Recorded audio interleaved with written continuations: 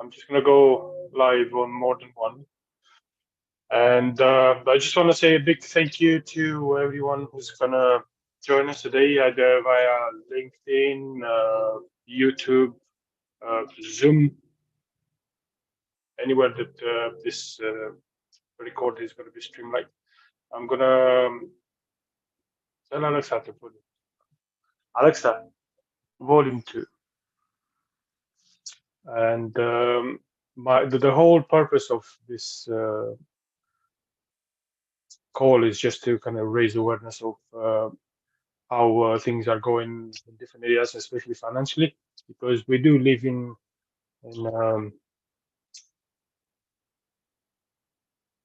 we live in times where money are very important, not like they haven't been important before, but now it's more important than anything else. And we're gonna go live in 27 and counting seconds on LinkedIn.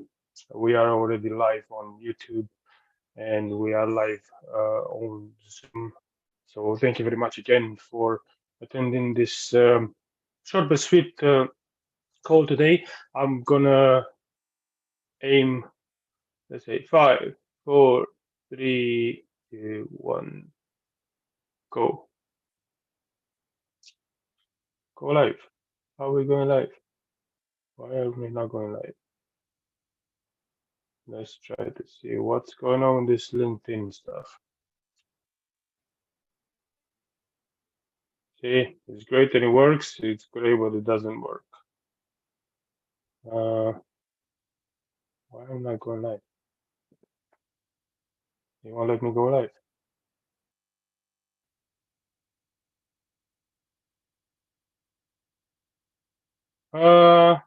Well, I'm trying.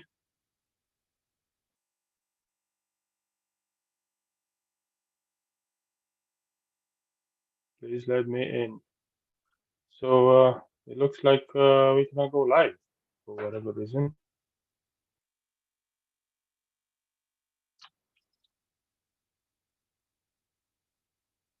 Very strange. Why is it not going live?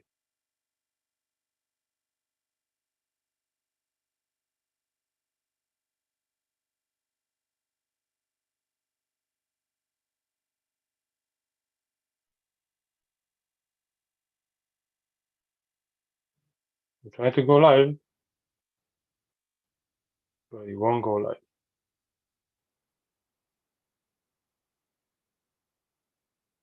Open page stream.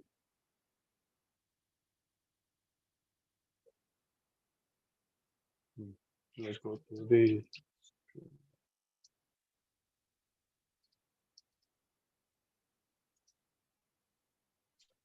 So it seems that we have a bit of a pickle, but we're gonna use a different stream. Usually LinkedIn just goes live straight away. For some reason, this time it didn't. So we're just gonna go live using a different way. And just about 2 minutes behind. But that's okay. That's okay. That's okay. That's okay.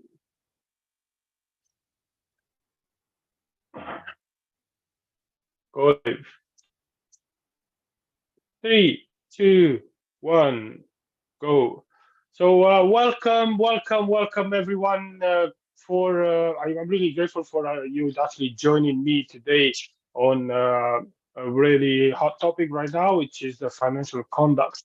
And I want to thank everybody who joined me on Zoom, joined me on LinkedIn, and also joined me on Facebook and YouTube as well. So I'm really grateful for you being here today, and I would like to start something with maybe some people are going to be like, really, you can't say that or anything like that, but I really want to say that do you really want to be a wimp in your personal and professional life? Because that means that you have no willingness, you have no inspiration, you have no memory. You can't recall the things you've done yesterday, and your perception is way off, way off. So for me, that's what a wimp is.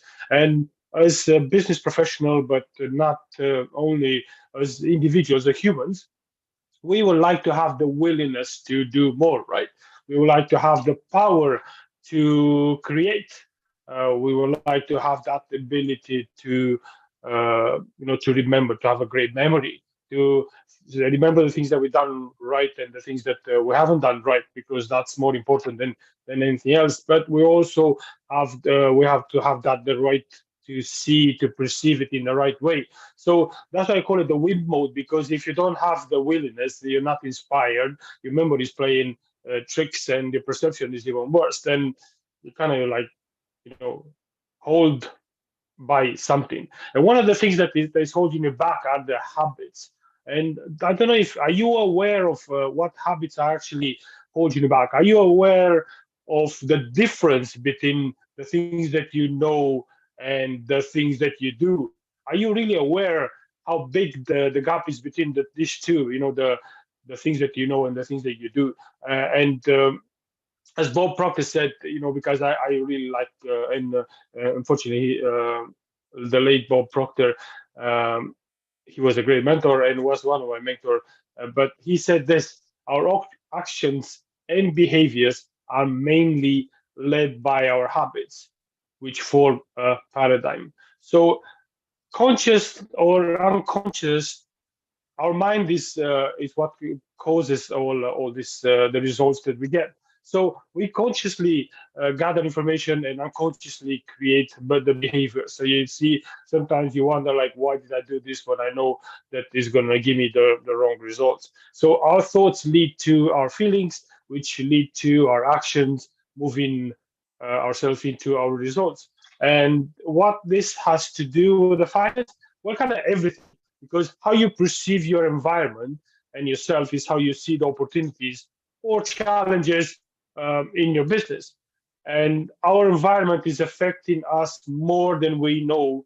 And we are the the hardest part is that we're not even aware when this happens until we learn how to make ourselves aware. So the key to making a change is to find out where the first thoughts, the habits, they have originated from. Was it actually really yours?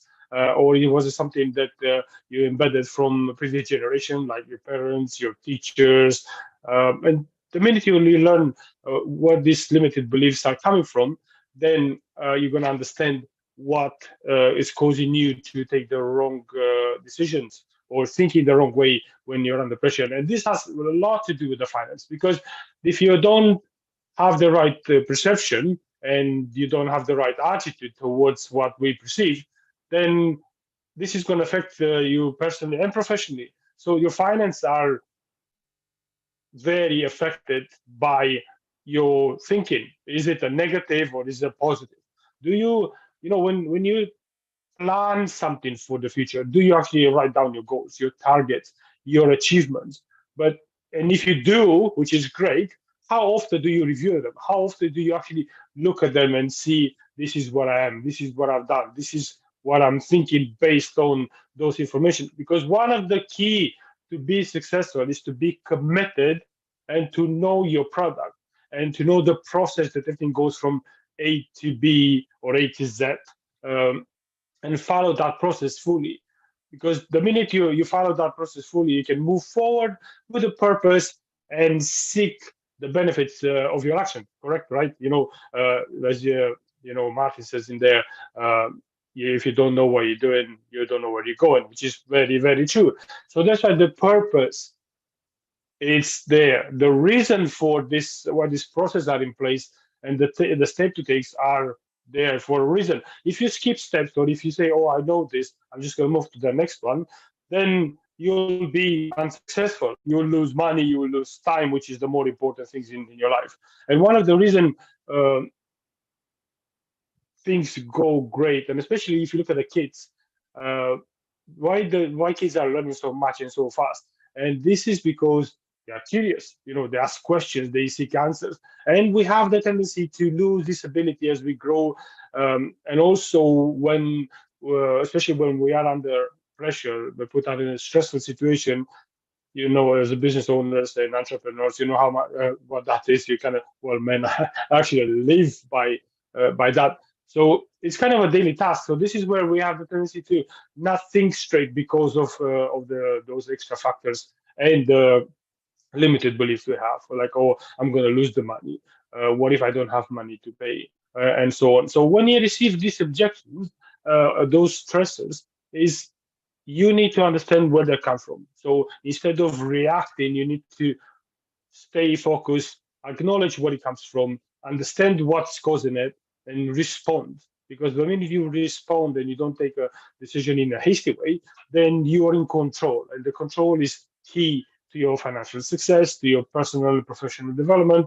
And that way you can handle any objection coming on you. And we all know that objections you're going to get not in the personal life, especially in professional life, because the customers, the clients, they want things, then they go, oh, they so like, you're not the right person, you're not the right company. And one of the things that people avoid is to ask these simple questions. Why not? What's stopping you? Excuse me, ask the hard questions. The way you handle your objection will predict how your financial circumstances will change in the future. And great handling will turn a disgruntled customer into one which will fight your corner and will lead in your battles and will take you into the producing more, getting better reviews, and bring your business to a financial growth. And one of the things that people don't understand in business, especially in business, is agreeing and being positive with your customers is crucial, because the minute you want to have that customer retention high as a percentage, then you have to agree to understand where they come from. And this is applied in your organization, your team, your staff, your family, and even with yourself, because it's important to approach everything with an open mind and from a place of gratitude and greatness. Because people say like, oh, this is a pain in a backside of a customer. I'm just going to let him go. But they don't think how easy that customer is going to go and speak to other people. And when a simple question can I just turn it the other way around, fix the problem, and find the solution and move on. And I know some staff or some customers can be quite a handful, but that's the charm. That's the beauty. That's the way you see the great ways to find the solution. To you become proactive, your imagination, creation, perception, everything just comes together and create that solution by asking the right questions. And coming from a mode of service and having the right attitude is crucial to your business, but also it's crucial to your mental well-being, because that stress, that not be able to sleep at night and all this, they're going to cause you to go into some sort of stressful situation. You're not going to be able to sleep, or uh, anything like that. And I wanted to bring something to you and to your attention, and I put like a 10 steps process based on the principle of one of the greatest book that I've read, among other, The Richest Man in Babylon. And those steps are really, really good for your financial journey. And one, it doesn't matter where you are right now in business. If something goes in the right direction, you need to stop and start your financial journey again by looking at an action plan, by beginning by analyzing your current financial situation, calculate the income, calculate the expenses, and look at the savings. And from that, you determine a percentage of your income, which yes, you save it regularly. It's not just it's going to happen overnight. Save a portion of your income consistently, because the concept of paying yourself first emphasizes the importance of saving before you actually spend. That's the whole important, the whole point. If we like to spend, but we don't look about saving, and we see saving, or it's a bad thing. If you save it in the right way, it's going to save you in the future for going bankrupt, for getting stressed and so on. So that's one. Number two is control your spending. Again, action plan. You want to create a detailed budget outlining your monthly expenses and income, and you want to identify the areas where you can cut this unnecessary spending and allocate those funds towards savings, right? People say like, oh, stop talking about savings. I can see a few messages there, but at the end of the day, look, if you don't save, how are you going to be able to look into the pots that you can actually move money around to make it better for you? And when you control your expenditures, you live within your means, and you're going to avoid this excessive spending. Because when you budget wisely to allocate funds for necessary expenses, then you're going to be prepared.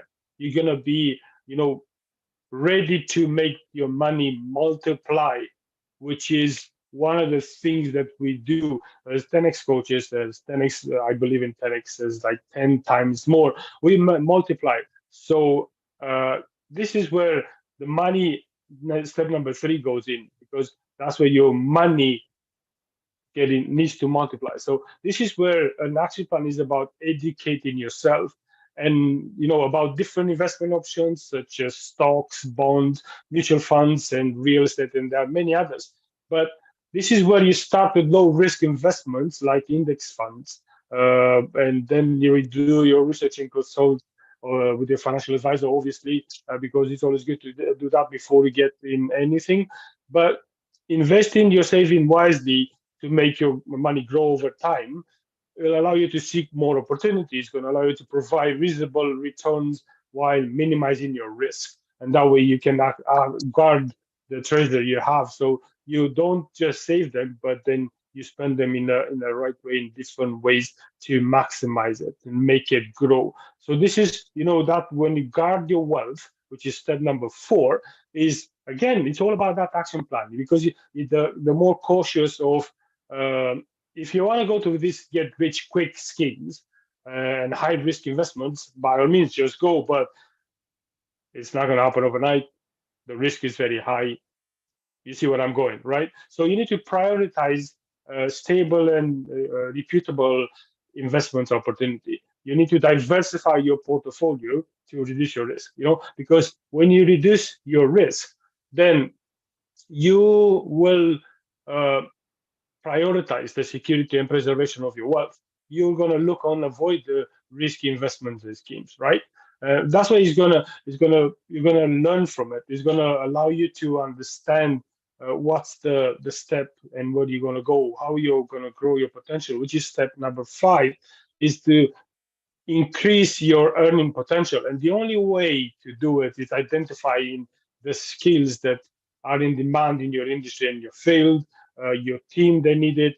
And you need to start investing in yourself, self-development. You need to invest in the people that are working with you, and invest in courses, workshops, join these live calls, or even recorded ones, training programs, which is going to allow you to improve those skills, and look for opportunity where you can actually take more responsibilities if you can at work, or consider starting a side business.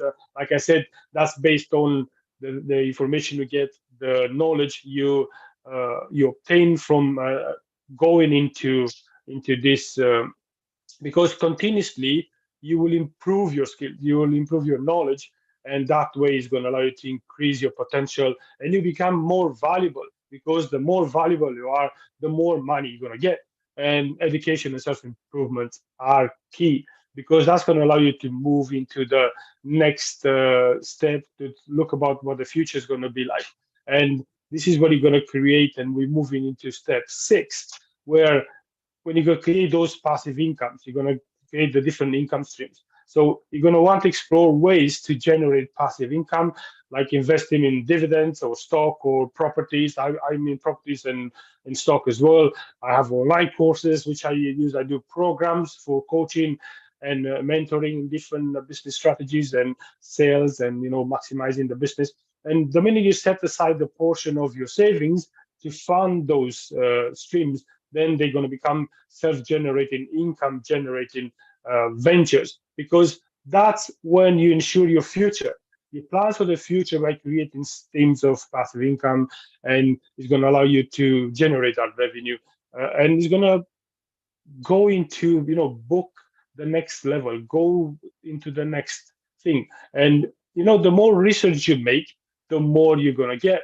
Because one of the things that people are running away from, because oh, it's too much, I have no money, or I don't know how to do it, it's real estate. Real estate is a big market, and there are different niches where you can dig into it. But it's again going back to that knowledge and understanding and skills. And this is what you need to action. Again, put that plan into place and determine your budget, determine your finance, and what are the options, and look at what do you have. You consider to buy rental properties, you're looking to buy and do Airbnbs, you're looking to buy properties to do something like, fix them up and sell them straight away, or whatever the plan is. Just make sure you get it right and do it, because you know increasing that ability to earn is going to allow you to grow that and move into owning those properties, building the wealth. And the real estate can generate income and appreciate over time. When people say, oh, the market is crashing, is it crashing? Really, it takes about 2-3 years to actually crash, and usually it's always going like this. So it's going up and down, up and down, but it's always going up. So your future income, which is step number 9, it's about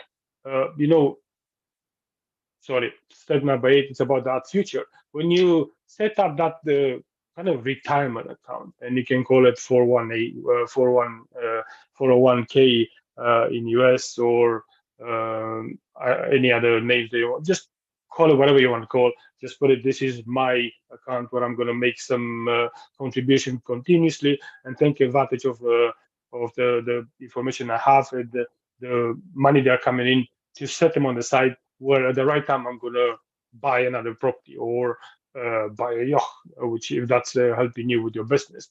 And this is where, if you make a profitable investment, then it's going to generate that income. And this is going to be going to the step number 9. When you prepare for your future, you prepare for your retirement or unforeseen circumstances, be on that side. When you have a portion of your income, it's always for the future. At least 10% of your income should go on the side continuously. Continuously. This is your place where you're going to just take money on the side, and you're going to continuously improve, allocate time each month for that personal development, read books on finance, attend seminars, like I said before, seek advice from mentors like I have, and I'm happy to share my skills and knowledge with anybody who's interested. We're doing Leap to Leap coaching. We're doing the 10x business coaching as well. We're doing so many things that are beneficial for you, because I found them beneficial. I used to think that earning £2,000 a month was a lot, and then I made 30,000 a month, and then I was like, okay, so what's that 1,000? I need to go to the next level. So this is when step number 10 comes in, when you review and adjust. So you look on that plan again, that action plan, then regularly review your financial goals, your investment, your budget. You know exactly where you are, right? Yeah, you're correct there, Daniel.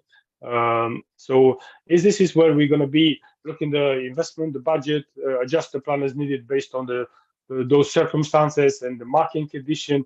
And this is where you're going to be going into increase your wisdom. You're going to continue to educate yourself about those financial matters. You're going to seek advice from knowledgeable individuals and learn from your experience. So, yeah, those principles revolve around the idea of living frugally, saving diligently, investing wisely, continuously seeking self-improvement.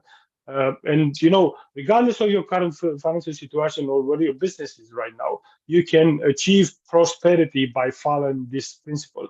There are 10 principles, and they are really simple. Start the process, control your expenditure, uh, multiply your business and your money, guard that treasure from your loss. Be careful, avoid the risky investments, increase your ability to earn. Get more knowledge, the more you're going to get. Ensure the finance for the future, get more stream of income, and The minute you make increase that ability to earn, you know how to make a profitable investment, and then you're going to see the future income coming in, and then you're going to be super wise, and you're not going to do too many mistakes. We all do mistakes, which is unfortunately these things happen, but if you actually follow these steps, it's going to be easy for you.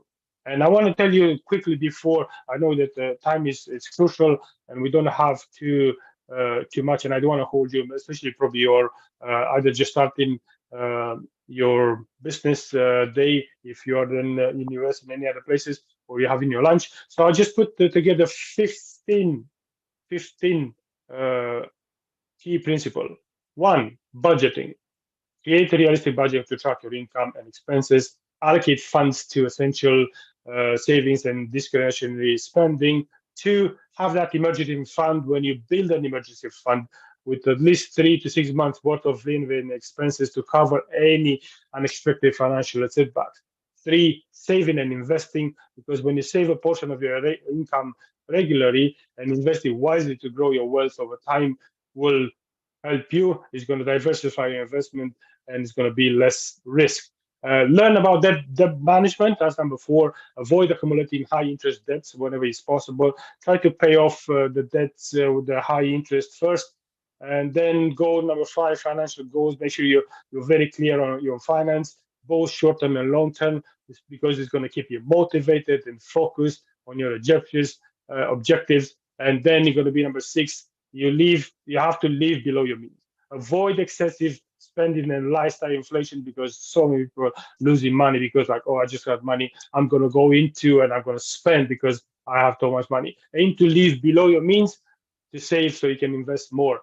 Get number seven is financial education. Remember, continuously educate yourself about personal finance, investment, and financial planning. And knowledge is a valuable asset. Remember that. Number eight, it's insurance. Ensure that you have that appropriate insurance coverage to protect you against any events, health, auto, home, business, you name it. You just get secure on that. And make sure you have that plan for retirement, that golden account where you contribute towards until you die and even afterwards to make sure you take advantage of that. And if you work for somebody, see if that your employer is going to do that. And I want your number 10 is to regularly review your finances, because if you assess your finance on the periodical way, then you can adjust your budget and you can make any adjustment, any necessary changes to your financial plan. Number 11, it's avoid to do these impulse purchases, or like buy a new car or buy a new house when you don't really need it. Practice self-control when it comes to spending, avoiding those impulsive buying decision because they will strain your finances. And number 12, is I want you to seek professional advice. You can speak to myself or people that they are more like experts in finance or anything like that. I'm an expert in strategies and maximizing, optimizing businesses. So anything that I can do to help time management, just let me know. Because when you have the right people next to you, you're going to be seeing a big difference. Number 13 is pay attention to your taxes. Don't avoid to pay your taxes. Pay your taxes or optimize your tax strategy by taking advantage of tax advantage accounts and deduction. Make sure you have a really good accountant and it's listed, because that's going to help you a lot. And number 14, it's give back. I want you to allocate a portion of your income for charitable donation or community involvement to promote your financial and social responsibility. Give back, because the more you give, the more you're going to get. Trust me, it's all about giving, because the universe goes the way it's like, you can call it karma. What goes around comes around, you name it. But give, but don't give more than you have, and give that to the right. Just pick one and stick to it. Number 15. Sorry, before I'm gonna let you go, and I hope you really enjoyed this and you'll be staying disciplined. Come to the next one as well, because it will happen again. Stay disciplined, because consistency and discipline are essential. And if you stick to your financial plan, even when faced with temptation or setbacks, you're going to be a winner. You're going to win. You're going to take that leap. You're going to become unstoppable, because remember that personal finance is unique to each individual and your circumstances are different. So I want you to tailor those principles to fit your specific financial goals and needs. And I wanted to thank you for actually coming on today. And if you have any questions, we have 2 minutes to go. Feel free to ask. I'm happy to answer any questions.